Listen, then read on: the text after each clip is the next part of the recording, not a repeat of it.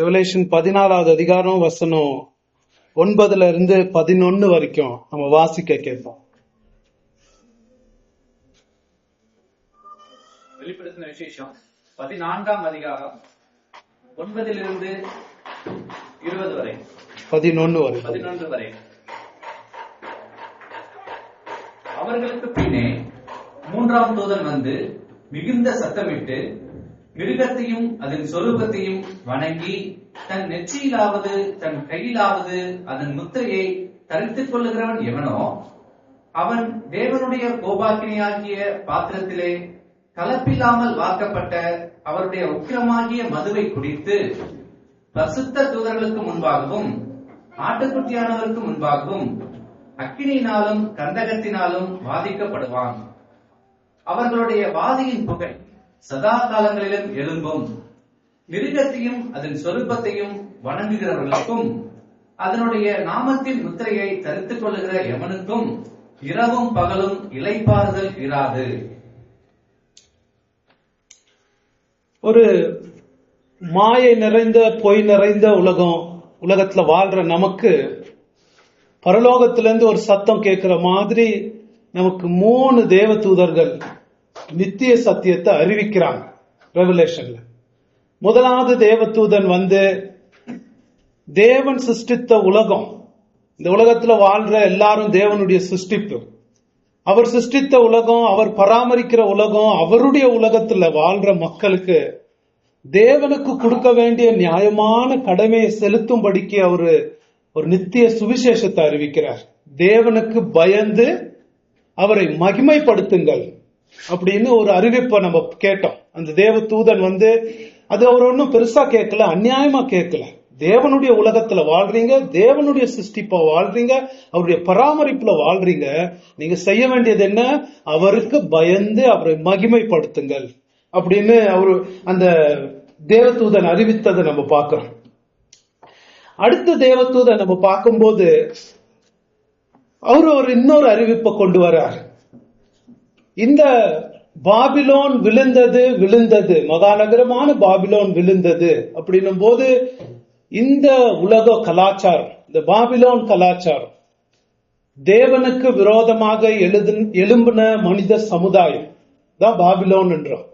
அவங்க ஒரு செயற்கையா ஒரு நகரத்தை ஏற்படுத்தி, ஒரு கட்டடங்களை ஏற்படுத்தி, நவீன உற்பத்திகளை ஏற்படுத்தி, தேவனுடைய இயற்கையே மனிதன் கண்டு சிருஷ்டிகளை தொழுது கொள்ள முடியாதபடிக்கு ஒரு நகர அமைப்பை ஏற்படுத்தி கொண்ட ஜனங்களை நோக்கி அவரு அந்த மதுவுல இருக்காதீங்க, நீங்க அதுல இருந்து நீங்க வெளியே வாங்க அப்படின்னு ஒரு அந்த உலகம் கொடுக்கிற இன்பங்கள், இந்த உலகம் கொடுக்கிற இன்பங்களுக்கு வந்து பாபிலோன் தன்னுடைய உக்கிரமான மதுவை குடிக்க கொடுத்தாலே, தன்னுடைய உக்கிரமான மதுவை குடிக்க கொடுத்தாலே, அந்த மதுவை குடிக்கிறவர்களாக பூமியில் இருக்கிறவங்கள அந்த தேவதூதன் பார்க்கிறார்.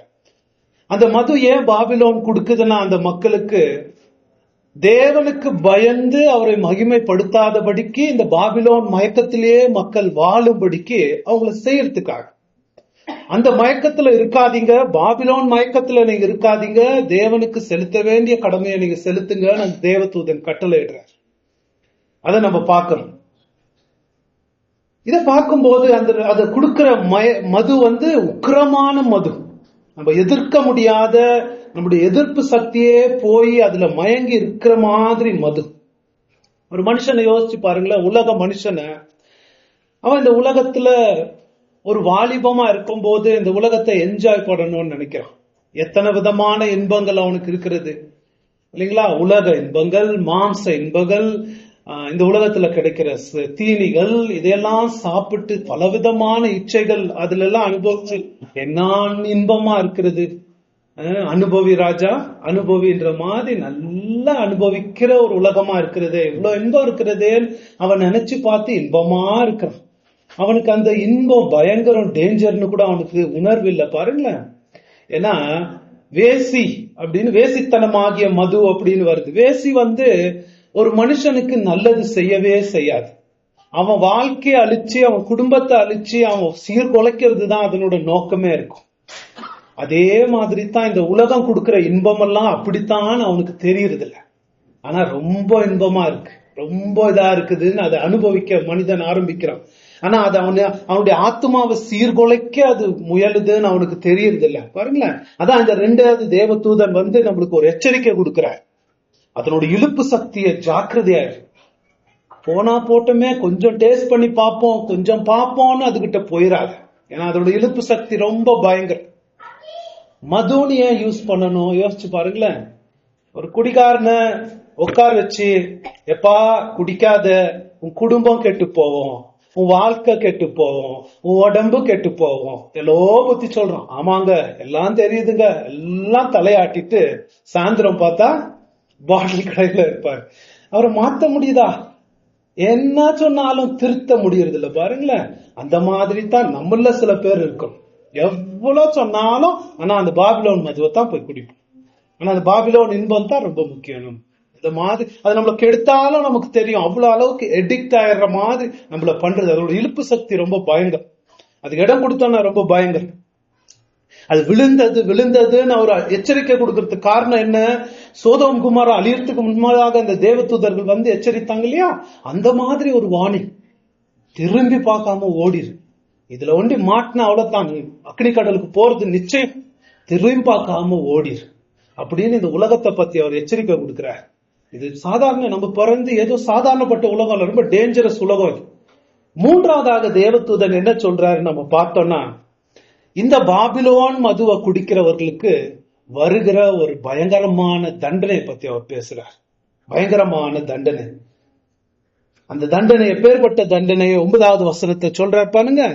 அவர்களுக்கு பின்னே 3ஆம் தூதன் வந்து மிகுந்த சத்தமிட்டு, மிகுந்த சத்தம், அந்த சத்தம் நம்ம கேட்கணுங்க, மிருகத்தையும் அதன் சொரூபத்தையும் வணங்கி தன் நெற்றியிலாவது தன் கையிலாவது அதன் முத்திரையை தரித்து கொள்ளுகிறவன் எவனோ. மிருகத்தை, மிருகம்னா என்ன நம்ம பாக்குறோம்? மிருகம்னா சாத்தானுடைய ஒரு ஏஜென்ட் பாக்குறோம். அது இந்த பாபிலோன் கல்ச்சர் தான். அது கவர்மெண்டா வரலாம், இந்த உலகத்தின் அரசாங்கமா இருக்கலாம், என்னென்னவோ இருக்கலாம், மீடியாவா இருக்கலாம், கலாச்சாரமா இருக்கலாம். அந்த பாபிலோன் வழிகள், அதை போய் ஆராதித்து அதுல போய் மயங்கி அதனோட முத்திரையை வாங்குறவன் எவனோ. தன் நெத்தியிலாவது தன் கையிலாவது வாங்குறவன். முத்திரைனா என்ன நம்ம பார்த்தோம்? அந்த பாபிலோனுடைய சிந்தனைகள் இல்லைங்களா? ஒரு ஸ்டாம்ப் அடிக்கிறது இல்ல, நம்ம அதை புரிஞ்சுக்கணும். பாபிலோனுடைய சிந்தனைகள், பிசாசுடைய சிந்தனைகள். பிசாசுடைய சிந்தனைகள் ஆரம்பிக்கிறது எப்படின்னு பாத்தீங்கன்னா, ஏவாள் கிட்ட ஆரம்பிச்ச மாதிரி தேவ வசனத்தை நம்பி இருக்கிற வரைக்கும் ஏவாள் சுகபோகமா இருந்தாங்க, சந்தோஷமா இருந்தாங்க. என்னைக்கு தேவ வசனத்தின் மேல அவங்களுக்கு சந்தேகம் வந்துச்சோ, அந்த சந்தேகத்தை ஏற்படுத்தினது பிசாசு.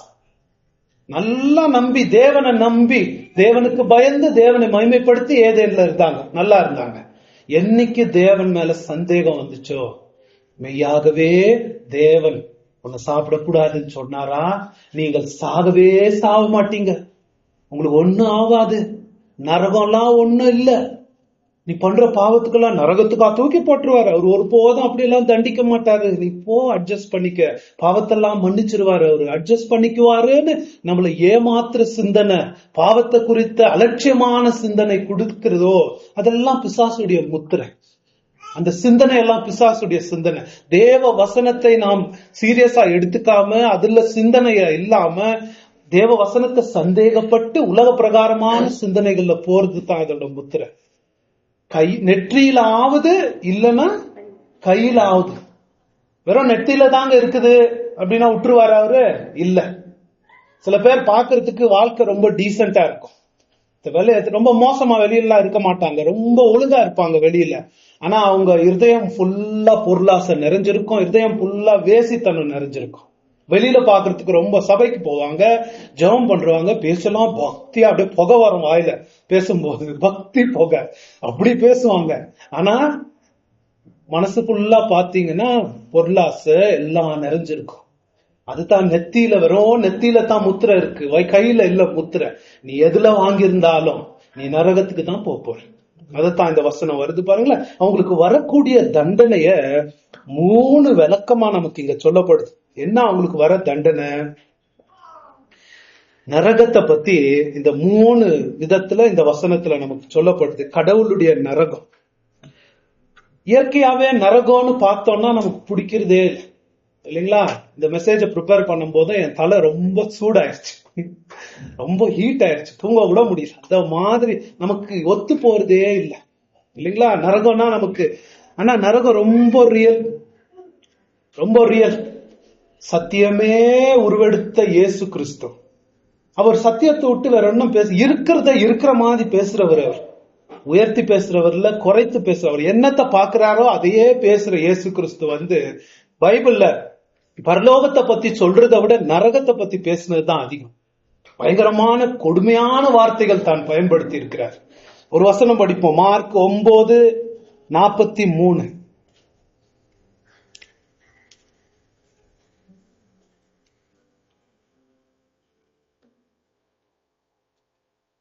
உன் கை உனக்கு இடரை உண்டாக்கினாய், அதை தரித்து போடு. நீ 2 கைகளுடனாய் அவியாத அக்னியுள்ள நரகத்திலே போவதை பார்க்கிலும் ஊனனாய் ஜீவனுக்குள் பிரவேசிப்பது உனக்கு நலமாய் இருக்கும். தொடர்ந்து, அங்கே அவர்கள் குளிர் ஆகாமல் அக்னி அவிழாமலும் இருக்கும். உன் கால் உனக்கு இடரை உண்டாக்கினால் அதை தரித்து போடு. உன் 2 கால்களுடையவனாய் அவியாத அக்னியுள்ள நரகத்தில் தள்ளப்படுவதை பார்க்கிலும் சப்பானியாய் ஜீவனுக்குள் பிரவேசிப்பது உனக்கு நலமாய் இருக்கும். பாருங்களேன் எவ்வளவு ஸ்ட்ராங்கான வேர்ட்ஸ் இயேசு யூஸ் பண்ணிருக்கிறாருன்னு. அன்பான இயேசுதான்.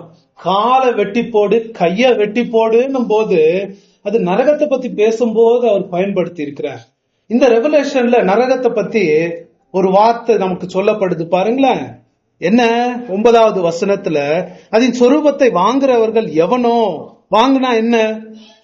உலகத்தின்படி யோசிச்சு, பாபிலோன் படி யோசிச்சு நான் வாழ்ந்துட்டா தான் என்ன?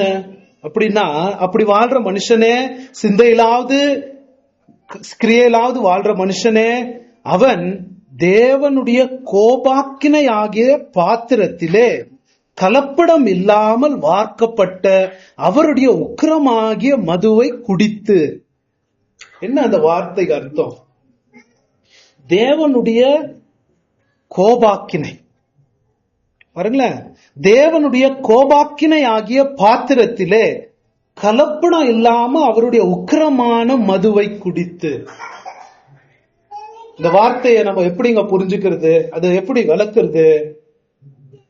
தேவனுடைய தண்டனை, தேவன் கொடுக்கிற தண்டனை எப்பேற்பட்ட தண்டனையா இருக்கும் அப்படின்னா, தேவனுக்கு அநேக குணாதிசயங்கள் இருக்கு. அவர் அன்புள்ளவர், இரக்கம் உள்ளவர். ஆனா நரகத்துல அவர் கொடுக்க போற தண்டனை தன்னுடைய எந்த குணாதிசயம் கலப்பாம ஒரே கோபாக்கினை மாத்திரம் கொடுக்கிற ஒரு தண்டனை. கலப்படம் இல்லாமல்னு வருது அப்படின்னா அதுல இரக்கம் இருக்காது, அதுல அன்பு இருக்காது, ஐயோ பாவோனே பாக்குறது இருக்காது. வெறும் கோபத்தை ஒண்டி காட்ட போறார். கலப்படம் இல்லாமல் ஒரு தண்டனை அவர் கொடுக்க போறார் பாருங்களேன். அந்த எப்படின்னா இந்த உலகத்துல நம்ம அந்த மாதிரி ஒரு தண்டனையை பார்த்ததே இல்லை. அது அங்க நடக்கும். யாருடைய கோபம் நம்ம யோசிச்சு பார்க்கணும். எல்லையற்ற தேவனுடைய கோபங்க.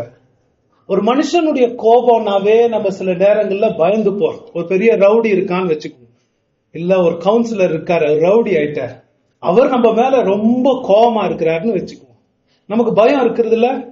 ஐயோ அவன் என்ன பண்ணுவானோ, ஏது பண்ணுவானோ, ரவுடி இல்லையான்னு நமக்கு பயம் இருக்கும். கோபம், அந்த கோபம்னாவே அப்படி உக்கிர கோபம்னா என்ன தெரியுங்களா உங்களுக்கு? பார்த்து பார்த்து கண்ட்ரோல் பண்ணிக்கிட்டு அவன் மேக்சிமம் பலத்தை போட்டு நம்ம மேல கோபத்தை காட்டுறதுக்கு ரெடியா இருக்கான். மேக்சிமம் வெறி காட்டுறதுன்றது இல்ல, கோபத்தை சில பேர் எடுத்துக்கிட்டு சில பேர் மூஞ்சி ஒண்ணுமே பார்க்க மாட்டாங்கன்னுவாங்க. அந்த மாதிரிதான் கோபம், மேக்சிமம் பலத்தை காட்டுற ஒரு உக்கிர கோபம். மனுஷனுடைய கோபமே அவ்வளவு பயங்கரம்னா, அந்த காலத்துல ராஜாக்களுடைய கோபத்துக்கு ரொம்ப பயப்படுவாங்க. ராஜாக்கள் பெரிய முனாச்சுன்னா, அவருக்கு ராஜாக்கு கோபம் வந்துருச்சுன்னா போச்சு, குடும்பத்தோடு ஒழிச்சு கட்டுவார். அவர் மனுஷனால சிந்திக்க முடியாத தண்டனைகளை எல்லாம் ஒரு புதுசா கண்டுபிடிச்சு டார்ச்சர், மேக்சிமம் எவ்வளவு டார்ச்சர் கொடுக்கணுமோ அவ்வளவு கொடுப்பாங்க. ராஜாக்களுடைய கோபம் அந்த மாதிரி கோபம் எல்லாம், அந்த மாதிரி கோபத்தினால ஏற்படுகிற தண்டனை எல்லாம் வானத்தையும் பூமியும் படைத்த தேவாதி தேவன், இறையாண்மை உள்ள ராஜா, எல்லையற்ற ராஜாவுக்கு அவருடைய கோபத்துக்கு முன்னாடி ஒரு கொசுக்கடின்னு தான் நம்ம சொல்லணும். யாருடைய கோபம் யோசிக்கணும். மனுஷனுடைய கோபம் இல்ல, தேவனுடைய கோபம். அது வெறும் தேவனுடைய கோபம் மாத்திரம் சொல்லல, உக்கிர கோபம். யோசிச்சு பாருங்களேன், கடவுளுடைய உக்கிர கோபம் அப்படின்னா என்ன பாருங்களேன். இன்னொரு வசனம் ரெவலேஷன் 19:15 இங்கிலீஷ்லயும் எடுங்களா, இங்கிலீஷ்ல 15:19.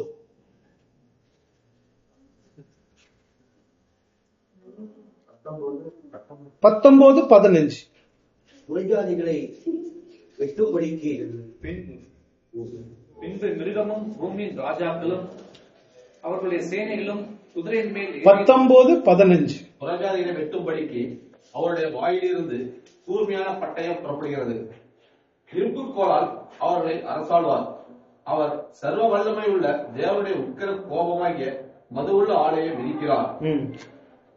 தமிழ்ல பாருங்களேன், திருப்பியும் பிரச்சனை ஆயிடுச்சு. என்ன இங்கிலீஷ்ல என்ன வருதுன்னா, the fierceness of his wrath, almighty fierceness. எப்படி வருது? The fierce wrath of God the Almighty. The fierce wrath of God the Almighty. எவ்வளவுதான் வார்த்தை அதுல ஜோடனை பண்ணுவாங்களோ தெரியல. அந்த வார்த்தையினுடைய பயங்கரம் நம்மளால சிந்திச்சு பார்க்கணும். ஏன் அவ்வளவு வார்த்தை போட்டிருக்கணும்? கடவுளுடைய கோபம்னாவே பெருசு, கடவுளுடைய உக்கிர கோபம்னு போட்டிருக்கு. அந்த கடவுளுடைய உக்கிர கோபத்துக்கு ஃபியர்ஸ்னு ஒண்ணு சேர்த்திருக்கு. ஃபியர்ஸ்னா ஆக்ரோஷமான உக்கிர கோபாக்கின. புரியுதுன்னா, ஆக்ரோஷமான உக்கிர கோபாக்கினன்னு அதுல சேர்த்திருக்கு. அது மாத்திரம் இல்ல, சர்வ வல்லமை உள்ள தேவனுடைய ஆக்ரோஷமான உக்கிர கோபாக்கின. எப்படி வருதுன்னா, கடவுள் எவ்வளவு சர்வ வல்லமை உள்ளவர் என்பதை தன்னுடைய ஆக்ரோஷமான உக்கிர கோபாக்கினை மூலமா காட்ட போறார் சில பேர் மேல.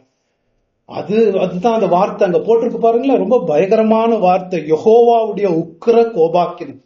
ரொம்ப பயங்கரம். இதை விவரிக்கிறது, இதை எக்ஸ்பிளைன் பண்றது யார் எக்ஸ்பிளைன் பண்ண முடியும்? வார்த்தைகள் ரொம்ப பயங்கரமா இருக்கு. இந்த தேவனுடைய உக்கிர கோபாக்கினை, யெகோவாவுடைய உக்கிர கோபாக்கினை அனுபவிக்கிற மனிதர்களுக்கு ரொம்ப ஐயோ. அவர் எவ்வளவு பெரிய தேவன், அவருடைய சர்வ வல்லமை பவர்ல அவருடைய உக்கிர கோபாக்கினே சில பேர் மேல காட்ட போறாராம். அந்த புழுக்கள் தாங்க முடியுமா? அதை யோசிச்சு பாருங்களேன். அந்த புழுக்கள் என்ன அதுல தாங்க முடியும்? எப்படி அது சுமப்பாங்க? அதை பத்தி அவர் அக்கறையே பட போறது. தாங்க முடியுதோ தாங்க முடியலையோ, இந்த கோபம் அவங்க மேல வந்தே வரப்போ. அந்த விசாலமான ஒரு டேம் கட்டி, டேம் உடைஞ்சு பிச்சுக்கிட்டு வர மாதிரி அவருடைய கோபம் சர்வ வல்லமையோடு பவரோடு, நான் எவ்வளவு சர்வ வல்லமை உள்ளவர்னு என் கோபத்தின் மூலமா காட்டுறேன்னு பிச்சு அவங்க மேல வந்து உழுவ போகுது அந்த கோபாக்கினை. அதான் போட்டிருக்கு. தேவனுடைய உக்கிர கோபாக்கினேனா நம்ம தெரிஞ்சுக்கணுங்க. பெரிய சர்வ வல்லமை தேவனுடைய உக்கிர கோபாக்கினேனா ரொம்ப பயங்கரம். ஒருவேளை நான் இந்த செர்மனை ப்ரிப்பேர் பண்ணது ஒரு நோக்கம் உங்களுக்கு சொல்லி ஆகணும். நரகத்தை பத்தி பயப்படுத்துறதுக்கு தான் நான் பண்ணியிருக்கேன். நரகத்தை பயப்படணும். நம்ம என்ன பயப்படுத்த சொல்றீங்களா பாஸ்டர்? நான் நிச்சயமா பயப்படுத்ததான் சொல்றேன். நமக்கு பயம் இருக்கணும் நரகத்தை குறித்து. ஏன்னா இயேசு என்ன சொல்லி இருக்கிறாரு? 12 லூக்கா 12 படிங்களா, 4:5 எதுக்கு நம்ம பயப்படணும்னு சொல்லி இருக்கிறாரு?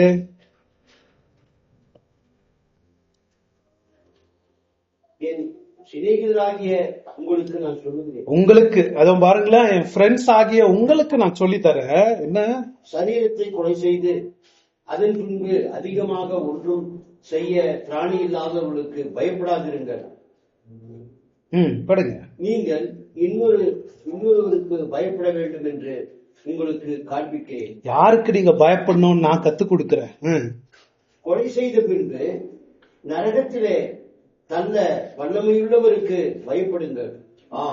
அவருக்கே பயப்படுங்கள் என்று உங்களுக்கு சொல்லுகிறேன். அவருக்கே பயப்படுங்க. நரகத்துல தள்ள திராணி உள்ளவருக்கு அவர் எவ்வளவு பெரிய நரகத்தை அவர் ஆயத்தம் பண்ணிருக்கிறாருன்னு அவருக்கே பயப்படுங்க. ஒரு மனுஷன் சொன்னா, நரகத்தை குறித்து பயம் இல்லாத எல்லாரும் நரகத்துக்கு போறவங்க தான். தெரியுங்களா உங்களுக்கு? நரகத்தை குறித்த பயம் இல்லாத எல்லாரும் நரகத்துக்கு போறவங்க தான். பக்திமான்களுக்கு ரொம்ப நரகத்தை குறித்து பயம் இருந்துச்சு, ரொம்ப பயம் இருந்துச்சு. நம்ம இல்லைனாலும் மத்தவங்க போவாங்களேன்னு கண்ணீர் வடிச்சு ஆத்தும பாரம் கர்ப்ப வேதனை பட்டிருக்கிறாங்க. நரகத்தை குறித்த நமக்கு பயம் இருக்கணுங்க. நரகம் எவ்வளவு பயங்கரம், இந்த வார்த்தைகள் எப்படி கோத்து சர்வ வல்லமையுடைய ஆக்ரோஷமான உக்கிர கோபாக்கினை. நம்மனால ரொம்ப பயங்கரமானது, நம்மனால கற்பனை பண்ண முடியாத, பேச முடியாத ஆழமான பயங்கரம் அதுல இருக்கு. ஒரு வேதனை, மனசே உடையிற வேதனைன்னா, எவ்வளவுதான் பிரசங்கம் பண்ணாலும், எந்த சபை இருந்தாலும் சரி, அந்த சபையில இருக்கிறவங்க சில பேர் நரகத்துக்கு போய் தான் செய்வாங்க. அந்த மாதிரி ஒருவேளை சில பேர் நீங்க இங்க இருக்கிறவங்க, ஒருத்தரோ 2 பேரோ, யாரோ இல்லைன்னா கடவுளுக்கு ஸ்தோத்திரம், அப்படி இருக்கிறவங்க ஒருவேளை நீங்க இருந்து நரகத்துக்கு தான் போறீங்க. அது என்ன ஆக போகுதுன்னு பாக்குற பயங்கரம் ரொம்ப பெரிய பயங்கரங்க. இந்த உலகத்துல ஆண்டவர்கிட்ட வராம மாயமாலம் போட்டு டிலே பண்ணி என்ன ஆகும்னா, வாங்க ஒரு வாட்டி பார்ப்போம் என்ன ஆகும்னு பார்த்தோம்னா, அந்த கோபாக்கினை நாள் வரப்போகுது. நாள் வரும்போது எல்லோரையும் கடவுள் அக்கினி கடல்ல தள்ளுறார். யோசிச்சு பாருங்களேன். ஒருவேளை நம்ம யோசிச்சு பார்ப்போம். நான் யோசிச்சு பாக்குறேன், நான் லைன்ல நிக்கிறேன், எல்லோரையும் நரகத்துல தள்ளுறாரு. தள்ளி எல்லாரும் விழுந்துட்டாங்க. அடுத்தது என் டர்ன் வருது. உங்க டர்ன் வந்த உடனே என்ன பண்ணுவோம் நம்ம? நரக அக்கினி, நித்திய அக்கினி. நெக்ஸ்ட் நான் உழுவணும் கடவுள்கிட்ட. நானோ கெஞ்சி கூத்தாடி பாக்குறேன், கூத்தாடி அழுது, ஆண்டவரே பாவம் இந்த அளவுக்கு விலை உள்ளதுன்னு எனக்கு தெரியல, நீ வெறும் கவிதை தான் நான் சொல்றேன்னு நினைச்சேன், கோபாக்கினே அது இதுன்னு இவ்வளவு பயங்கரம் இருக்கும்னு எனக்கு தெரியல, எனக்கு இன்னும் ஒரே ஒரு சான்ஸ் எனக்கு கொடுத்துருங்க ஆண்டவரே, என்னை விட்டுருங்க ஆண்டவரே, ஒரே ஒரு வாட்டி என்னை விட்டுருங்க ஆண்டவரே. நான் என்ன செய்வார் அவரு? ஐயோ பாவம்னு வாரா, கொஞ்சம் கூட விட மாட்டேன். சில பேர் சொல்றாங்க, நரகத்துல தூக்கி போடும்போது கடவுளுக்கு கண்ணீரா வருமா? கொஞ்சம் கூட கண்ணீரே வராது, கொஞ்சம் கூட கண்ணீரே வராதான். அவனை தூக்கி தள்ளுங்கள், அவனை நரகத்துல தூக்கி தள்ளுங்க. போய் அந்த நரகத்துல உக்கிர கோபாக்கின கடல் நம்ம மேல கொட்டி, நம்மனால அந்த விசாலமான வேதனையை தாங்க முடியாம துடிக்கும் போது கடவுள் கொஞ்சம் கூட இரக்கத்தை காட்ட மாட்டார். கலப்பிடம் இல்லாத வார்க்கப்பட்ட கோபாக்கினை கொஞ்சம் கூட நம்மளால தாங்க முடியலையேன்னு, ஐயோ ஏதாவது அவனுக்கு ஆக போகுதுன்ற கேரே இல்லை. கோபாக்கின திருப்தி அடையணும், அதை அனுபவின்ற ஒரு தண்டனை. ஐயோ பயங்கரமா எல்லையற்ற துக்கத்துல நம்ம முழுகி இருக்கும் போது அவர் பார்த்து பாவம்னு பார்க்க மாட்டார். பாவம்னு பார்க்காத தண்டனை கொஞ்சம் கூட அதை குறைக்கவே மாட்டார்களாம், குறைக்கவே முடியாது. கடவுள் தான் இந்த அண்ட சராசரத்துக்கு தான் ஒரு டிஸ்பிளே போட போறார். தான் எவ்வளவு நல்லவர்னு எல்லாருக்கும் காட்ட போறார், அன்புள்ளவர். அது மாத்திரம் இல்ல, தான் எவ்வளவு கோபம் உள்ளவர்னு கூட எல்லாருக்கும் காட்ட போறார். தான் எவ்வளவு கோபம் உள்ளவர்னு எல்லாருக்கும் கூப்பிட்டு காமிக்க போறார். சில ராஜாக்கள் அப்படி பண்ணுவாங்க அந்த காலத்துல.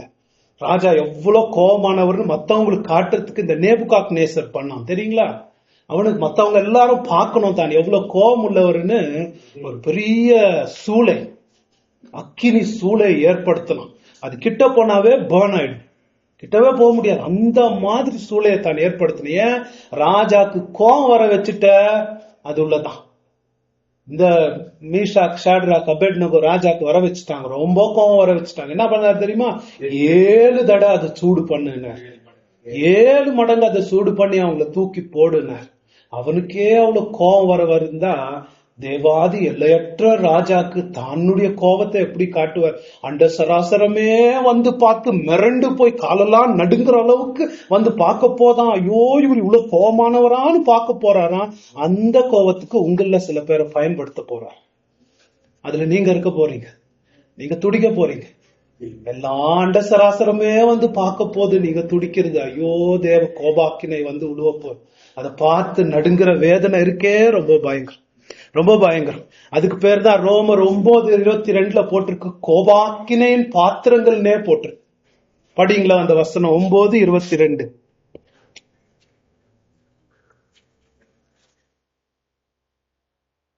தேவன் தமது கோபத்தை காண்பிக்கவும் தமது வல்லமையை தெரிவிக்கவும் தாம் மகிமைக்காக எத்தனமாக்கின கிருபா பாத்திரங்கள் மேல் நம்முடைய மகிமையின் ஐஸ்வரியத்தை தெரியப்படுத்தவும் சித்தமாய் அழிவுக்கு எத்தனமாக்கப்பட்ட கோபாக்கினை பாத்திரங்கள் மேல் மிகவும் நீடிய சாந்தத்தோட பொறுமையாய் இருந்தாரானால் உனக்கு என்ன? பாருங்களேன், அவன் ரொம்ப கொடுமையான வார்த்தைகள் நம்ம சிந்திக்கிறது இல்ல. சில கோபாக்கினின் பாத்திரங்கள் மேல ரொம்ப ஒரு இந்த உலகத்துல பொறுமையா இருக்கிறார். கடவுளுடைய பொறுமையை ரொம்ப சோதிக்கிறவங்க அவங்க. எவ்வளவு சத்தியம் கேட்டாலும் மனமாறாத உள்ளங்கள், நாடகம் போடுற உள்ளங்கள், அவங்க மேல ரொம்ப நாள் அவர் பொறுமையா இருக்கிறார். ஏன் பொறுமையா இருக்கிறார்னா, அவங்க மேல கடவுள் காட்டக்கூடிய கோபாக்கினோண்டு அண்ட சராசரமே பார்த்து மிரண்டு போகும். தேவதூதருங்க, மனிதர்கள் எல்லோரும் பார்த்து அவங்க இன்னுமே நித்திய காலம் அவங்க உயிரோடு இருக்கிறது எதுக்காக அவங்க இருக்க போறாங்கன்னா, கடவுளுடைய கோபம் எவ்வளோ பெரிதுன்றத காட்டுறதுக்கு தான் அவங்களுக்கு ஒரு ஜென்மம். நித்தியமா இருக்க போறாங்க. எதுக்கு? கோபாக்கினை அனுபவிச்சு அனுபவிச்சு அனுபவிச்சு எல்லாரும் பார்த்து மிரண்டு போகும்படிக்கு அவங்களுடைய வாழ்வு இருக்க போகுது. எப்படி இருக்கும் யோசிச்சு பாருங்க. கோபாக்கினை புலம் அவங்க மேல ரொம்ப இப்ப பொறுமையா இருக்கிறார். அவங்க எவ்வளோ பண்ணாலும் கொஞ்சம் பொறுமையா இருக்கிறாரு. என்ன பயங்கரம் போட்டிருக்கு பாருங்களேன். அந்த மாதிரி கடவுள் மேல கடவுள் கண்ணீர் வராதுங்க. கடவுள் கண்ணீர் உங்களுக்கு இன்னொன்னு சொல்லவா, ஒருவேளை கடவுள் நம்மளை போட்டு அப்படி தூக்கி தள்ளும் போது நரகத்துல, நம்ம சொந்த அப்பா அம்மாவே பரலோகத்துல இருந்தாலும் அவங்க கூட ஒரு கண்ணீர் வடிக்க மாட்டாங்க தெரியுமா? எல்லாம் அங்க மாறிப்போம். தூக்கி நரகத்துல ஐயோ அம்மா அம்மா அப்பான்னு வேதனைப்பட்டு அதை தாங்க முடியாம கத்தும் போது நம்ம அப்பா அம்மா கண்ணுல கூட தண்ணி வராதான். அவங்க நம்ம படுற வேதனையை பார்த்து ஆமேன், கர்த்தருக்கு ஸ்தோத்திரம், அவருடைய சித்தம் உண்டாவதாக, கடவுளுக்கே ஸ்தோத்திரம், அவருடைய நீதி திருப்தி ஆகட்டும்னு சொல்லி ஒரு கண்ணீரும் பரலோகத்துல கண்ணீர் இருக்காது இல்லைங்களா? ஒருத்தரும் பார்த்து நம்ம மேல கண்ணீரே வடைக்க மாட்டாங்க. அந்த வேதனை பாட்டு கடவுள் நம்ம கலப்படம் இல்லாத கோபாக்கில் சர்வ வல்லமையினுடைய பவர். அவர் எவ்வளவு பவர்ஃபுல். உலகத்தை படைச்சதுலாம் ஒரு பவர் பெருசு இல்லைங்க. நரகத்துல தன்னுடைய கோபத்தை காமிச்சு தான் எவ்வளவு பவர்ஃபுல்னு காட்ட போறார். யோசிச்சு பாருங்களேன். ஜோடனை போட்டிருக்கு. கோபோனாவே பெருசு, உக்கிர கோபோனாவே பெருசு, உக்கிர கோபாக்கினேன் ஆக்ரோஷத்தின் சர்வ வல்லமை உள்ள தேவனுடைய உக்கிர கோபாக்கினேன் ஆக்ரோஷம்னா அந்த வார்த்தைகள்லாம் வெறும் வார்த்தைகளா இருந்துட்டா எவ்வளவு நல்லா இருக்கும்.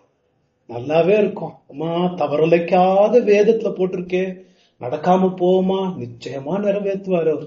அதை நினைச்சா அவருடைய வசனத்துக்கு நடுங்கணுங்க. நம்ம அவருடைய நீதி அங்க திருப்தியா போகுது. எல்லையற்ற தேவனுடைய கோபாக்கினை உங்கள் மூலமா திருப்தி அடைய போகுது. எவ்வளவு பயங்கரம் யோசிச்சு பாருங்களேன். இந்த பாபிலோனுடைய மதுபானத்தை குடிக்கிறவர்களுக்கு தேவன் அந்த பானத்தை கொடுக்க போறார். கலப்படமே இல்லை, இறக்கம்ன்றதே இல்லை, தாங்க முடியுமான்றது இல்லை. ஐயோ வாதிக்கப்படுவார்கள்.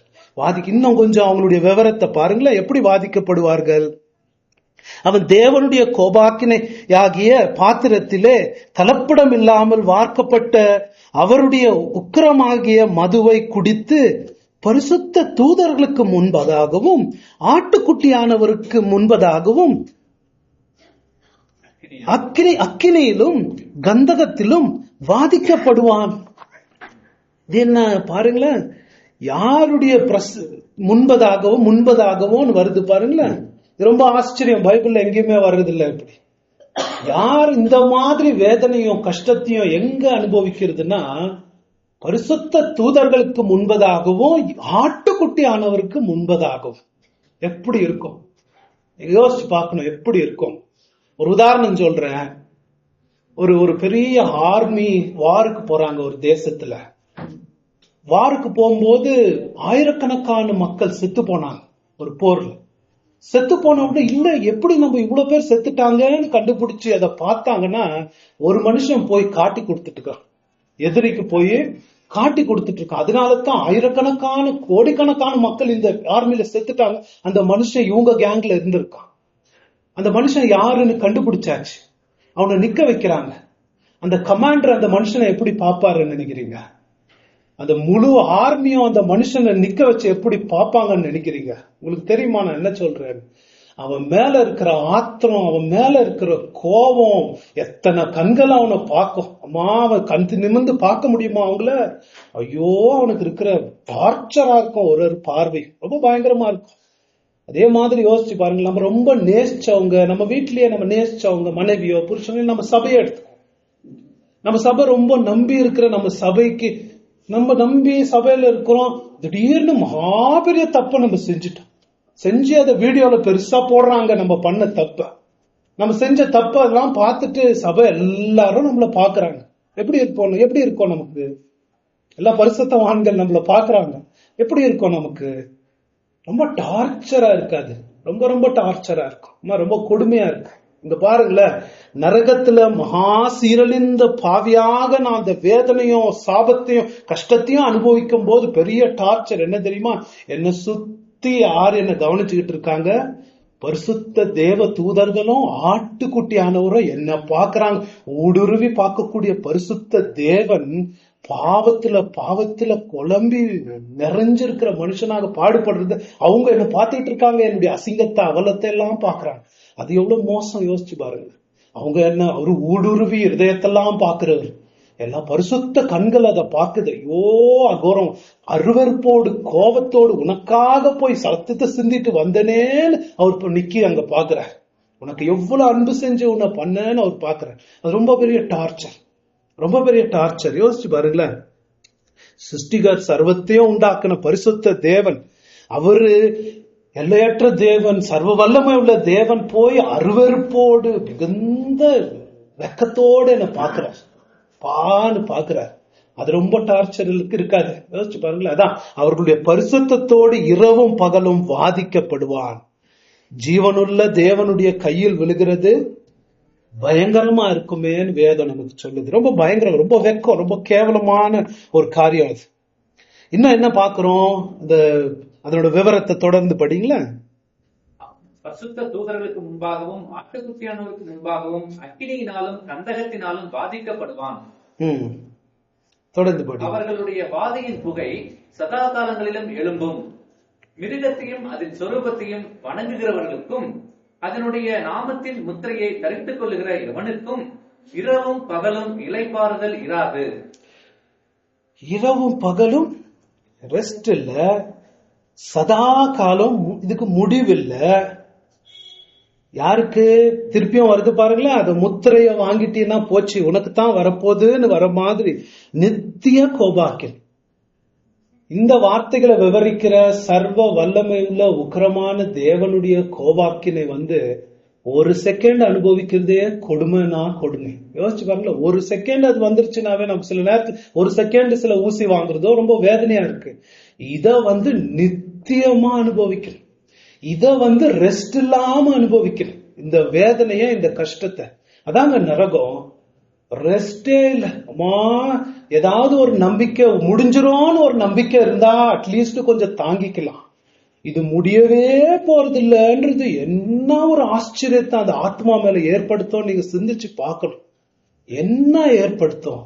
இது முடியவே போறது இல்ல, எனக்கு ரெஸ்டோ இல்ல, கேப்போ இல்ல, இந்த தாங்க முடியாத வேதனை இரவும் பகலும் என் மேல உழுவ போகுதுன்ற அந்த நினைப்பு, அந்த உணர்வு அந்த ஆத்மாவுக்கு எவ்வளவு ஆச்சரியத்தை ஏற்படுத்தும் சிந்திச்சு பாருங்களேன். ரொம்ப பயங்கரங்க, ரொம்ப பயங்கரம். வார்த்தைனால விவரிக்கவே முடியாது அந்த ஆத்மாவுடைய பயங்கரம்.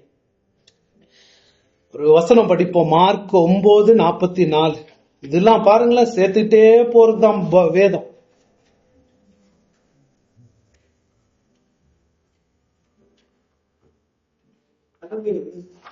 அவர்கள் புழு சாகாமலும் அக்னி அவியாமலும் இருக்கும்.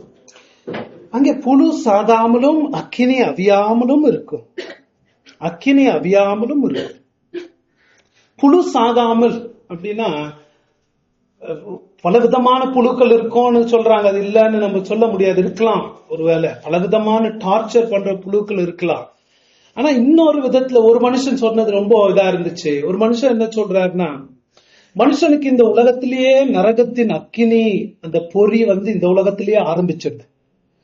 இந்த உலகத்திலேயே அந்த பொறி ஆரம்பிச்சிருது. அதுவே இந்த உலகத்துல அவனுக்கு புழுவா அவனை பிடிச்சி சாப்பிடுது. என்னன்னு பாத்தீங்கன்னா, நமக்கு இயற்கையாவே பல உணர்வுகள் ஏற்படுது. பேஷன்ஸ் இருக்கு இல்லைங்களா, விருப்பு வெறுப்புகள் இல்லைங்களா, மனசுல எவ்வளவு இது இருக்குது. அது ரொம்ப சில பேருக்கு ரொம்ப ஸ்ட்ராங்கா நமக்கு இருக்குது, ரொம்ப ஸ்ட்ராங்கா. உதாரணத்துக்கு ஒரு மனுஷன் எடுத்துக்குவோம், கோவம்ன்ற பேஷன் ரொம்ப அவனுக்கு இருக்குது. அந்த உணர்வு கோவம்ன்றது ரொம்ப இருக்கு. அது ரொம்ப சில நேரங்கள்ல ரொம்ப பயங்கரமா இருக்குது. பயங்கரமா அத சடனா கோபம், பயங்கரமான வார்த்தைகள் செயல்ல கூட போயிடுது இல்லைங்களா? அடி தடின்ற மாதிரி கோபம் உணர்வு போயிடுது. இன்னும் சில மனிதர்களுக்கு இங்கேயே அது எவ்வளவு டார்ச்சர் அவங்கள பண்ணுது தெரியுங்களா? கோபம் அந்த மனுஷர்களை தான் டார்ச்சர் பண்றது. ரொம்ப இங்கேயே புழு இருக்கிற மாதிரி, புழு சாப்பிடுற மாதிரி அவங்களுக்கு வேதனை. அது ரொம்ப அவங்களை டார்ச்சர் பண்ணுது. இன்னொன்னு எடுத்துக்குவோம், பொருளாசை பொறாமை பொறாமை எடுத்துக்கிட்டா யாருக்குமே முகத்துல பாக்குறதுக்கு சிரிப்பா இருக்கும், யாருக்குமே தெரியாத ரகசியமான வழி அவங்களுக்கு எடுக்கும். மத்தவங்களுக்கு நல்லது நடந்துச்சுன்னா, மத்தவங்களுக்கு தங்களுக்கு இல்லாதது மத்தவங்களுக்கு இருந்துச்சுன்னா, யாருக்குமே தெரியாத ரகசியத்துல தங்களுக்கு ரொம்ப வேதனை, மத்தவங்களுக்கு இருக்குதேன்ற வேதனை. முகத்துல பாக்குறது சிரிக்கிற மாதிரி இருப்பாங்க. அது பொறாமைன்றது சில பேருக்கு ரொம்ப ஸ்ட்ராங்கா இருக்கும், பார்க்க சகிக்க முடியாது. மத்தவங்களுக்கு ஏதாவது நல்லது என்கிட்ட இல்லாத ஒண்ணு இருந்துச்சுன்னா அது அந்த ஒரு புழு மாதிரி அவங்கள சாப்பிட ஆரம்பிக்குது.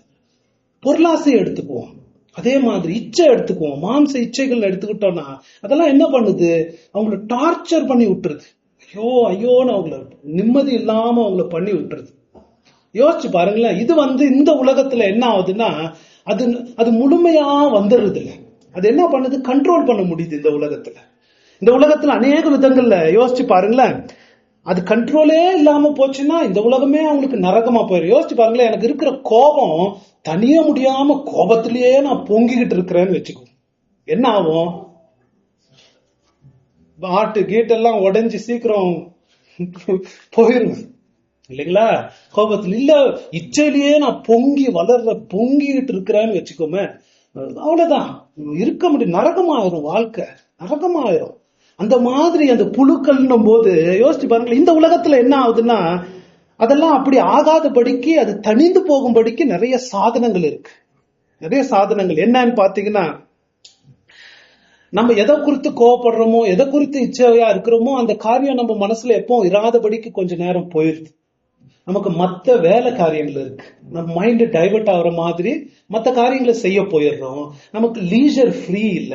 அப்படியெல்லாம் இந்த உலகத்துல நிறைய சாதனங்கள் இருக்கு. நம்ம தூங்குறோம் வேற இல்லைங்களா? தூங்கும் போது நம்ம என்ன பொங்கிக்கிட்டா இருக்கிறது இல்ல, தூங்கிடுறோம். இதெல்லாம் இல்லாம அதனால இந்த உலகத்துல என்ன ஆகுதுன்னா அது பொங்கி வராம சமாதானமா ஓரளவுக்கு காமா கண்ட்ரோல்ல இருக்கு. அதனால ஒழுங்கா இருக்குது. ஆனா இதெல்லாம் இல்லன்னு எடுத்துக்காங்களா, தூக்கம் இல்ல, தூக்கமே இல்ல, நமக்கு வேற வேலையே இல்ல, எப்ப பாரு கோவத்தில் தான் இருக்கணும், எப்ப பாரு இச்சையில தான் நம்ம இருக்கணும்னு இருந்துச்சுன்னா இந்த உலகத்திலேயே பெரிய நரகம் ஆயிடும். நரகம் பயங்கரமா ஆயிடும். வேற எதுவும் அந்த உணர்ச்சிகள் நம்மளையே பயங்கரமா நிலைமை கொண்டு போயிடும். ஆனா நரகத்துல யோசிச்சு பாருங்க, இந்த உணர்வுகள்லாம் இங்க குழந்தை மாதிரி இருக்கிற இந்த கோப உணர்வு, இச்ச உணர்வு, இதெல்லாம் நரகத்துல என்ன ஆகும்? ராட்சச மாதிரி உருவெடுத்து பயங்கரமா வாதிக்க ஆரம்பிச்சிடும்.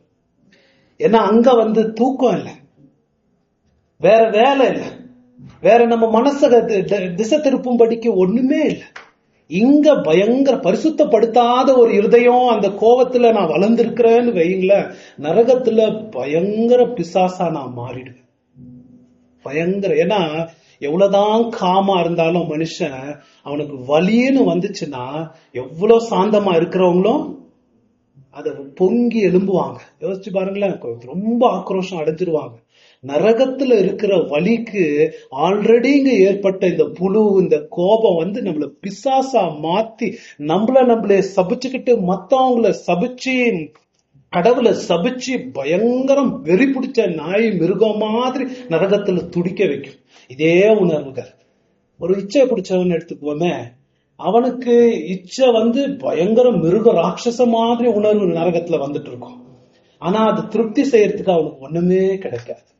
திருப்தி செய்யாத இடம். ஆனா எல்லாம் இந்த உணர்வுல எதெல்லாம் வளர்த்துக்கிட்டானோ இந்த உலகத்துல, உதாரணத்துக்கு கறி சாப்பிடுற ஆசை, உங்களுக்கு மட்டன் பிடிக்காதா? சில பேருக்கு கபாப் சாப்பிடுற ஆசை இருந்துச்சுன்னா பரலோகத்துல இந்த நரகத்துல கபாப் சாப்பிடணும்னு ரொம்ப ஆசை இருக்கும், கிடைக்கவே கிடைக்காது. ஒரு டிராப் தண்ணி கூட கிடைக்காது. ஆனா ஆசை ரொம்ப இருக்கும். அந்த நிலைமை உன்னால யோசிச்சு பார்க்க முடியுமா? காஃபி சில பேருக்கு இருக்கவே முடியாது. காஃபி இல்லைன்னா நரகத்துல ஆசை இருக்கும், சாதனம் இருக்காது. அந்த ஆசைகள் எல்லாம் இருக்கும். வேசித்தனம் ஆசைகள் நிறைய இருக்கும், அதுக்கு எந்த சாதனையும் இருக்காது. எப்படி இருக்கும் அந்த உருவம்? யோசிச்சு பாருங்களேன். பேய் மாதிரி மாறி பயங்கர ஒரு வெறி பிடிச்ச இது புலி மாதிரி கர்ஜிக்கிற புலி மாதிரி வேதனைப்பட்டுக்கிட்டு இருக்கோம். இதெல்லாம் தான் வச்சுக்கிட்டு தான் புழுக்கள் மாதிரி உடம்புல பொருளாசையும் அந்த ஆசையும் கோப ஆசையும் பேய் மாதிரி மாறிடுவாங்க. புரியுதுங்களா? அதுதாங்க நரகத்தின் பயங்கரம். இங்க இருக்கிற புழுக்கள் அங்க கடிக்கணும். ஒரு விதத்துல இங்க இருக்கிற புழுக்களே பரிசுத்தப்படுத்தப்படாத இருதயம் அங்க போகும்போது அங்க ரொம்ப கொடுமை அனுபவிக்கும், ரொம்ப கொடுமை அனுபவிக்கும். இந்த குணங்கள்லாம் சும்மா விடாது. இங்க வளர்த்துக்கிற குணங்கள் இங்க இருக்கிறது அங்க பயங்கரமா என்லார்ஜ் ஆகும். இங்க உணர்ச்சிகள் பயங்கரமா இருக்கும். இன்னும் என்ன போட்டிருக்கு பாருங்களேன். இன்னும் அதை யோசிச்சு பாருங்களேன். அந்த ஐஸ்வர்யவான் பாக்குற மாதிரி பரலோகத்தை இவனால பார்க்க முடியாது. பார்க்க முடிஞ்சு தாங்கள் என்னத்தை மிஸ் பண்ணிட்டாங்க, எவ்வளவு பெரிய பரலோகத்தை தாங்கள் அற்ப பாவத்துக்கு போய் இழந்துட்டாங்களேன்ற பொறாம அவங்கள வேதனைப்படுத்தும்.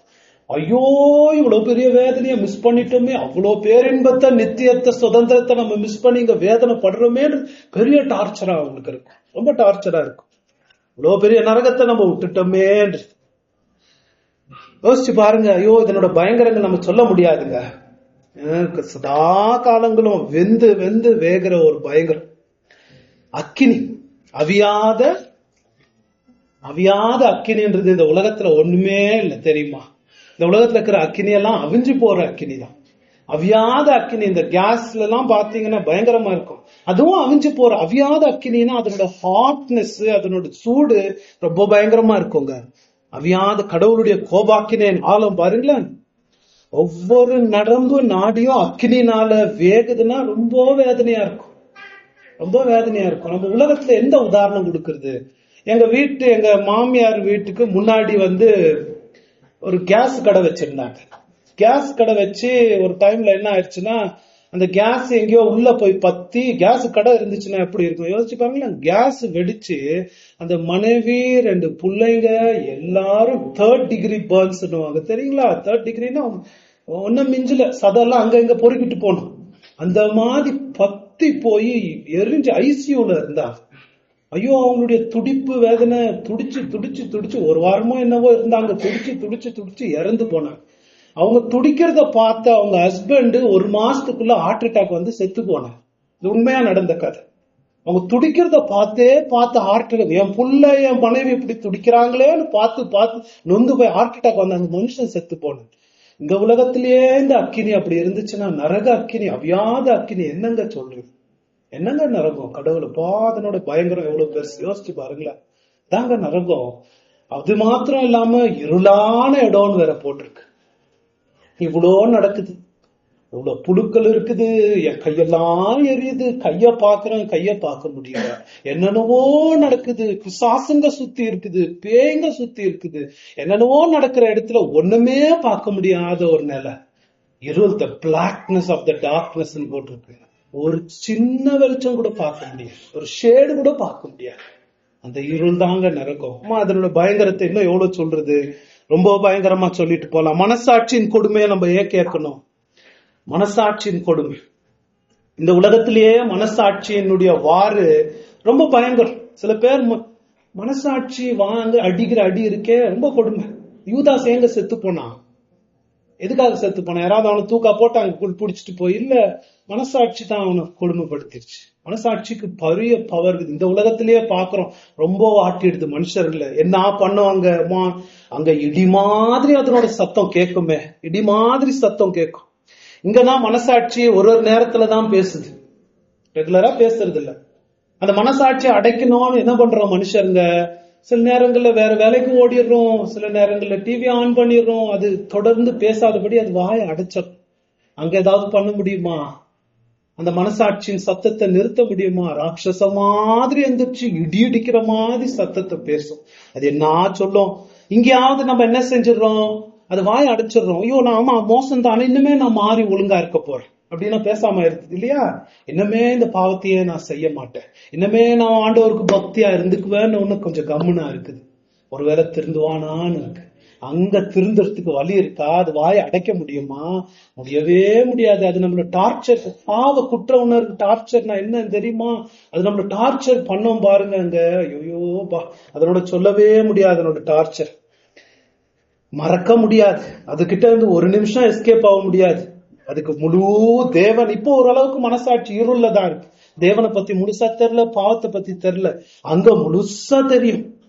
எப்பேற்பட்ட தேவனுக்கு விரோதமா நம்ம பாவம் செஞ்சிருக்கிறோம், எவ்வளவு பெரிய பரலோகத்தை நம்ம இழந்து போனோம் உலகத்துக்காக, எவ்வளவு பெரிய நரகத்துல நம்மள அமிழ்த்திக்கிட்டோம்.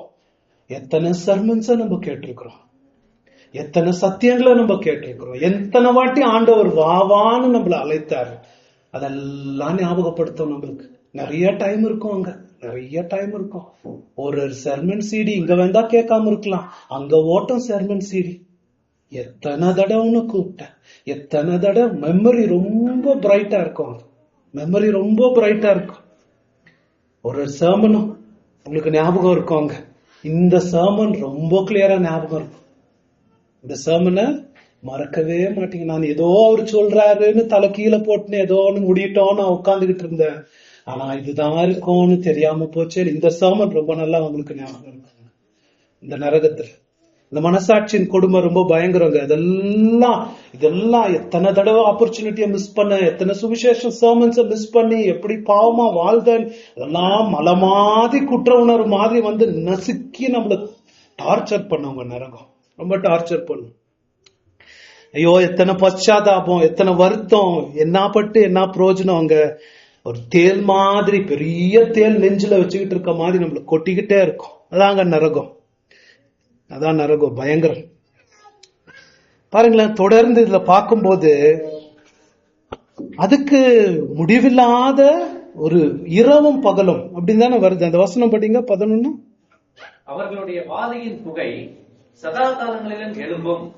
மிருகத்தையும் அதன் சொரூபத்தையும் வணங்குகிறவர்களுக்கும் அதனுடைய நாமத்தின் முத்திரையை தரித்துக் கொள்ளுகிற எவனுக்கும் இரவும் பகலும் இளைப்பாறுதல் இராது. பாருங்களேன், இரவும் பகலும் முடிவில்ல, இரவும் பகலும்.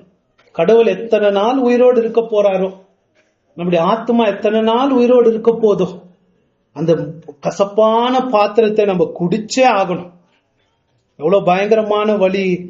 முடியுமான்னு எங்கனாலும் முடியாது. இதெல்லாம் கடவுள் ஏன் பிளான் பண்ணி இருக்கிறாருன்னா, அதை அனுபவிக்கிற ஆத்மாவுக்கு முடிவில்லைன்னு தெரிஞ்சு, இதுக்கு ரெஸ்ட் இல்லன்னு தெரிஞ்சு, அந்த மைண்டுக்கு ஏற்படுற டார்ச்சர் வந்து யோசிச்சு பாருங்களேன். அதனால நம்ம சிந்திச்சு கூட அதனோட டார்ச்சர் தாங்க முடியாத வேதனை அதை அனுபவிக்கணும்னு தான் இப்படி பண்ணியிருக்கிற. தாங்க முடியாத வேதனை அதை அனுபவிக்கணும். சதா காலம்ல ஒரு ரெஸ்ட் இல்ல, குறைப்படுத்த போறது இல்ல. அதை நினைச்சு, அந்த இதெல்லாம் நினைச்சு பார்க்கும்போது தனக்கு எந்த பொறுமையும் அதுக்கு இருக்காது. இன்னுமே பொறுமை இருக்க முடியுமா அந்த ஆத்மாக்கு? அதோட பொறுமை, நம்பிக்கை எல்லாத்தையும் உறிஞ்சு குடிக்கிற மாதிரி அந்த தண்டனை இருக்கும். இன்னுமே தன்னுடைய சுய சொரூபம்னுவாங்க, அது பேயா இருந்து அந்த பேய் மாதிரி நடந்துக்கிற மாதிரி அந்த ஆத்மா மாறிடுது. எல்லா நம்பிக்கையும் போய். ஒருவேளை உங்களுக்கு அதிகப்படுத்துறதா இருந்துச்சுன்னா அந்த வசனம் பாருங்களேன் எப்படி போட்டிருக்கு, இரவும் பகலும். இதை நம்ம தவிர்க்க முடியுமா? தேவனுடைய வசனத்துல தெளிவா போட்டிருக்கு இல்லையா, இரவும் பகலும். இரவும் பகலும் நம்ம யோசிச்சு பார்க்கணும். நரகம் நம்ம கேர்லெஸ்ஸா எடுத்துக்கிறோம், நரகம் சீரியஸ் இல்லன்னு நினைச்சா பைபிளே நம்ம தூக்கி போட்டுருந்தோங்க. பைபிள் சொல்றதே பொய்யணும். ஏன் நரகம் இல்லைன்னா ஏங்க தேவகுமாரன் வந்து அவ்வளவு கஷ்டப்பட்டு வியாகுலப்பட்டு சிலுவையில அவர் அறையணும்? ஏன் அறையணும்?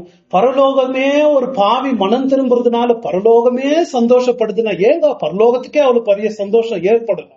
எவ்வளவு பெரிய நரகத்துல இருந்து அவன் தப்பிச்சான்னு பரலோகம் உணர்ந்து ரொம்ப சந்தோஷப்படுதுங்க. அதனாலதான் பரலோகம் சந்தோஷப்படுது. பக்திமான்கள்லாம் மிகுந்த வேதனைப்பட்டிருக்காங்க. ஒரு ஆத்மா ரட்சிக்கப்படும் போது ரொம்ப சந்தோஷப்பட்டிருக்காங்க. ஏன்னா எவ்வளவு பெரிய பயங்கரம் நரகம்னு அவங்களுக்கு தெரியும். நமக்கு தெரியுதா நரகத்தின் பயங்கரம்? ரொம்ப பெரிய பயங்கரம். ஏன் நரகத்தை ஆண்டவர் ஏற்படுத்தினார் அப்படின்னா பைபிள் கொடுக்கிற ஒரே பதில் என்ன தெரியுமா? தண்டனை கொடுக்கறதுக்கு. அது ஒரு தண்டனை. எதுக்கு தண்டனை? எல்லையற்ற தேவனுக்கு, பரிசுத்த தேவனுக்கு முன்பதாக செய்யற பாவங்களுக்கு தண்டனை. பாவங்களுக்கு தண்டனை. ஏன் நரகம் நமக்கு உண்மையா தெரிய மாட்டேங்குது, ஏன் அது ரியலா தெரிய மாட்டேங்குதுன்னா கடவுள் எவ்வளவு பரிசுத்தர் நமக்கு தெரியல, பாவம் எவ்வளவு பயங்கரம்னு நமக்கு தெரியல. இது ரெண்டும் தெரியாதனால தான் நரக தண்டனை நம்ப கூட முடிய மாட்டேங்குது. இப்படி எல்லாம் இருக்குமா? கடவுள் எவ்வளவு பரிசுத்தர், பரலோகத்துல இருந்து நம்ம பார்த்திருக்கோம் அந்த காட்சி. அவருடைய எவ்வளோ குணங்கள் அவருக்கு இருந்தாலும் பரலோகத்துல அவர் எதை பத்தி துதிக்கிறாங்க? அந்த தேவ தூதன் தன்னுடைய காலை மூடிக்கிட்டு கண்ணை மூடிக்கிட்டு நீர் பரிசுத்தர் பரிசுத்தர் பரிசுத்தர்னு துதிக்கிறாங்க. அப்பேற்பட்ட மகிமையின் ராஜா முகத்துல சாணி அசிங்கத்தை எடுத்து அடிக்கிற மாத்தாங்க பாவம். பரலோகமே எந்திரிச்சு கொந்தளிக்காது அதுக்கு விரோதமா. அவரை போட்டு அவர் சிங்காசனத்துல இருந்து காலில் உதைச்சு நான் உட்கார்ந்தா என் இஷ்டத்தின்படிதான் செய்வேன், கற்பனைக்கு நான் கீழ்ப்படிய மாட்டேன்னு சொல்றதுதான் பாவம். அதை விடவே மாட்டார் அவர். அதுக்கு தண்டனை கொடுக்காம விடவே மாட்டார். இல்லைன்னா அவரு பரிசுத்தரே இல்ல, நீதி உள்ளவரே இல்லை. அவர் தண்டிப்பாரு. அவர் இப்படித்தான் தண்டிப்பேன்னு சொல்லி இருக்கிறார். இப்படித்தான் தண்டிப்பார். அதான் நரகம் பாக்குறோம். பயங்கரம். பாவத்தின் விளைவு பயங்கரமான நரகம். அதனோட வித்து நமக்கு பார்க்க போனா இந்த உலகத்திலேயே நம்ம ஆத்துமால இருக்கு. நான் முதலே சொன்ன மாதிரி அந்த நரகத்தின் பொறி இங்கேயே ஆரம்பிச்சிருது. சில பாவங்கள்னால சில உணர்வுகள்னால ஏற்பட்டுருது. தேவகுமாரன் அதுக்காகத்தான் சுவிசேஷம் என்ன சொல்லுது? அந்த பொறிக்குள்ள இந்த உலகத்திலேயே நம்மளை கழுவுறது தாங்க சுவிசேஷம்.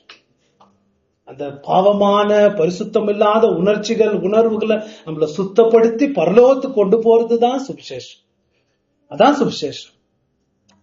ஒருவேளை நரகத்துக்கு போகிறவர்களா இருக்கும்போது ஒரு போதகர் சொல்லியிருக்காரு, ஐயோ நரகத்துக்கு போற வழிகள் மனுஷங்க கால்ல கூட உழுது கெஞ்சி கேட்டுக்கலாமே, கால்ல கூட போயிடாதீங்க இந்த இடத்துக்கா நீங்க போகணும், போகவே போகாதீங்கன்னு காலையாவது விழுந்து கேட்டுக்கங்க. நரகத்துக்கு நான் முதலே சொன்ன மாதிரி நரகத்துக்கு பயப்படாத எல்லோருமே நரகத்துலதான் இருக்காங்க. நரகத்துலதான் இருக்காங்க. சரி, நம்ம முடிக்கிற இதுக்கு வருவோம். தேவகுமாரன் அனாவசியமா அவருடைய பாடுகள் அனாவசியமா படல. கெத்செமனேல அவர் பட்ட பாடுகள் எல்லாம் சும்மா ஒரு டிராமா இல்ல, அப்படி வேதனை எல்லாம் டிராமா இல்ல. இந்த நரகத்துல இருந்து மனிதர்களை காப்பாத்தணும்னு தான் அவர் பட்டிருக்கிறார். அதனால இன்னும் இயேசு கிட்ட ஆண்டவர்கிட்ட வராதவர்களுக்கு ஒரே செய்தி என்ன? இந்த நரகத்துக்கா நீங்க போகணும். யோசிச்சு பாருங்க. இந்த பாபிலோன் உங்களை ஏமாத்தி அழிக்கத்தான் செய்யும். இந்த நரகத்துக்கா போகணும். இந்த தேவ கோபாக்கின பாத்திரம் பயங்கரமா அழிச்சிடும். இந்த பாத்திரத்தை தான் இயேசு நம்மளுக்காக குடிச்சிருக்கிறார். இதாவே கூடுமானால் இந்த பாத்திரம் என்னை விட்டு நீங்க கடவுள். என்னதான் அவர் குடிச்சாரு? நமக்கு மேற வேண்டிய தண்டனை அவர் குடிச்சிருக்கிறார். அவரை நம்பி அவர் அண்டி அவர் பின்னாடி அவர் சொல்ற பேச்சின்படி கேட்க வராம நான் இன்னும் எதிர்த்துக்கிட்டு நிப்பேன்னா நம்ம நரகத்துல போடாம என்ன பண்றது? இந்த நரகத்துக்கா போகணும். இதை குறித்து நம்ம ரொம்ப ஜாக்கிரதைப்படணும். கிறிஸ்தவர்களா இருக்கிறவங்களுக்கு நான் என்ன திட்டிக்கிட்டேன், நம்மள நரகத்துல தூக்கி போடணும். எதுக்கு தெரியுமா? நம்ம பாவங்களுக்காக இல்ல, நம்மளை சுத்தி நரகத்துக்கு போற மக்கள் இருக்கிறத குறித்து கொஞ்சம் கூட உணர்வில்லாத ஒரு வாழ்க்கையை வாழ்றோமே, அதுக்கே நம்மள நரகத்துல தூக்கி போடும். நம்ம யோசிச்சு பார்க்கணுங்க. எவ்வளவு பெரிய வேதனை, எவ்வளவு உணர்வில்லாம நம்ம வாழ்றோம். தேவ வசனத்தை நம்புறோம். நம்ம சொல்றோம் உண்மையாவா தேவ வசனத்தை நம்ம நம்புறோம்? இந்த நரகம்னு சொல்லுது, அதை நம்புறோமா? அதை நம்புறவர்களா இருந்தா நமக்கு தெரிஞ்சவங்க அறிஞ்சவங்க சொந்தக்காரர் அவங்க எல்லாம் நரகத்துக்கு போறாங்கன்ற நம்பிக்கை நமக்கு இருக்கா? அது நம்பணும்னா நம்ம சும்மா இருக்கிறவர்களா இருப்போமா? யோசிச்சு பாருங்களேன். நம்ம இருக்க முடியாதுங்க. அப்படி அவங்க எல்லாம் நரகத்துக்கு போவாங்க. ஆனா அதை குறித்து ஒரு பாரமும் இல்ல, எனக்கு ஒரு ஜபமும் இல்ல, ஒரு வேதனையோட அவங்க கிட்ட நான் பேசக்கூட நான் முயல மாட்டேன். அப்படின்னா என்னத்தை நம்ம நம்புறோம்? பாவிகளுக்காக பார்த்து எருசலேமை பார்த்து கண்ணீர் விட்ட இயேசு, பாவிகளுக்காக வேதனைப்பட்டு இந்த உலகத்துக்கு வந்த இயேசு, அவரை நான் நம்புறேன். அவருடைய ஆவி எனக்குள்ள குடியிருக்கிறதுன்னு நான் சொல்லிட்டு எவ்வளவு தைரியமா அதெல்லாம் சொல்லிடுறோம். ஆனா பாவிகளை குறித்து ஒரு பாரம், ஒரு ஆத்ம பாரம் நமக்கு இல்லை. அது குறித்து நம்ம ரொம்ப வெட்கப்படணும். எங்க கிறிஸ்தவ அன்பு நம்ம காமிக்க வேணாம். மனிதாபிமானம் நமக்கு இல்ல. அப்படித்தாங்க நான் என்ன திட்டிக்கிட்டேன்? மனிதாபிமானம் எனக்கு இல்ல. நம்ம ரிலேட்டிவ்ஸ கூப்பிட்டா வரமாட்டேன்றாங்க, அதனால எப்படின்னா போட்டோம் அப்படின்னா நம்ம விடுறது. யோசிச்சு பாருங்களேன். நமக்கு ஆத்ம பாரம் இருக்கவானா? அவங்களை குறித்து எவ்வளவு பாரத்தோடு அவங்களுக்காக ஜெபிக்கணும். ஐயோ இதுக்கு போய் பட போறாங்களே, அவங்க கல்ற முன்னாடி அவங்க சாவு முன்னாடி நம்ம எப்படி போய் நிக்க போறோம்? இதை நம்ம யோசிச்சு பார்க்கணுங்க. இந்த நரகத்துக்கு தான் எல்லாரும் போயிட்டு இருக்கிறாங்க. இல்ல நான் இப்படித்தான் இருப்பேன், இப்படித்தான் இருப்ப, தெரிந்து கொள்ளப்பட்டவங்க அது இதுன்னு சொல்லிக்கிட்டு இப்படித்தான் நான் இருப்பேன், நான் இப்படியே தொடர்ந்து போலாம். நம்ம அப்படியே தொடர்ந்து போய் இந்த உலக காரியங்கள் முக்கியம், சுயநல காரியங்கள்லாம் முக்கியம், எனக்கு ஆத்துமாக்களை ரட்சிக்கிறதுக்கு நேரமே இல்லை, உலக காரியங்களே முழு நேரத்தை செலுத்திட்ட நேரமே இல்லை ஆத்துமாக்கள் குறித்து பாரப்படுறதுக்கு, இப்படியே தொடர்ந்து சொல்றது ஒண்ணு செய்யற ஒரு கிறிஸ்தவனா போய்கிட்டே இருக்கலாம். ஒரு நாள் தேவனுக்கு முன்பதாக போய் நிக்க போறோம். உன் சகோதரன் எங்கேன்னு அவர் கேட்க போறார். உன்னுடைய பிறன், உன்னுடைய சகோதரன், உங்க அப்பா அம்மா சொந்தக்காரு, உனக்கு கூட வேலை செஞ்சவங்க எங்க, அவங்களுக்காக என்ன செஞ்ச அப்படின்னு கேட்டோம்னா என்ன சொல்லுவோம்? என் சகோதரனுக்கு நான் காவலாளியா அப்படின்னு ஆண்டவர்கிட்ட சொல்லி பாருங்க. அப்புறம் அவர் என்ன சொல்றாருன்னு பாருங்க. இது ஒரு நம்ம யோசிச்சு பார்த்துக்கணும், என்ன கிறிஸ்தவ வாழ்க்கை வாழ்றோம். நம்ம நரகத்தை பத்தி நம்புகிறவர்களா இருந்தா எப்படிங்க நம்மளை சுத்தி நரகத்துக்கு போற மக்களை குறித்து நம்ம பாரம் இல்லாம இருக்கிறது? அதை நம்ம யோசிச்சு பார்க்கணும், அதை பத்தி ரொம்ப பாரப்படணும்.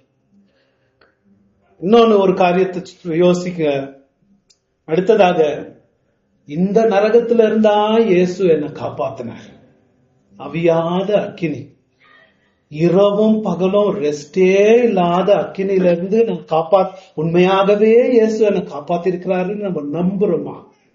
நம்புகிறதா நன்றி எங்க, ஸ்தோத்திரம் எங்க, இதுக்கு ஈடு எங்க, என்ன ஈடா நீ கொடுக்கிற, எங்க ஸ்தோத்திரம்? யோசிச்சு பாருங்க. உண்மையா நம்புறோமா இந்த நரகத்துல இருந்து நம்மளை காப்பாத்தி இருக்கிறார் இயேசு?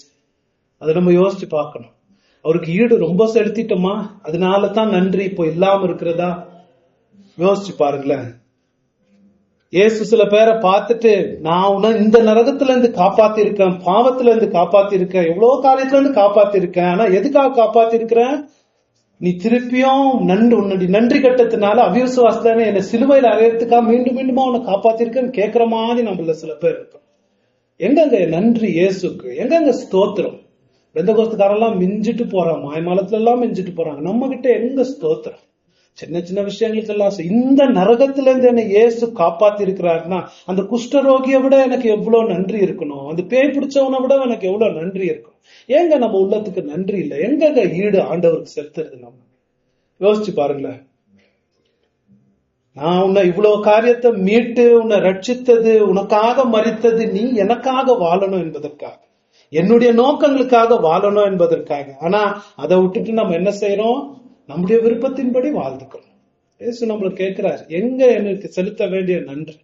இதுக்காக நான் உனக்கு ஆயுசு கொடுக்கணும், இதுக்காக இன்னும் தொடர்ந்து உன்னை உலகத்துல வாழ வைக்கணும். நன்றி இல்லாத ஒரு வாழ்க்கை, கனி இல்லாத ஒரு வாழ்க்கை, ஆத்ம குறித்து எந்த பாரம் இல்லாத ஒரு வாழ்க்கை, இவ்வளோ ரட்சிப்பு, இவ்வளவு பெரிய நரகத்துல இருந்து உன்னை காப்பாத்தி உனக்காக சுதந்திரம் வச்சு இப்படி ஒரு ஆயுசை வாழ்றதுக்காக நான் உனக்கு ஆயுசு கொடுத்து உலகத்துல வைக்கணும் அப்படின்னு ஆண்டவர் நம்மள கேட்டாருன்னா என்னங்க பதில் சொல்லுவோம்?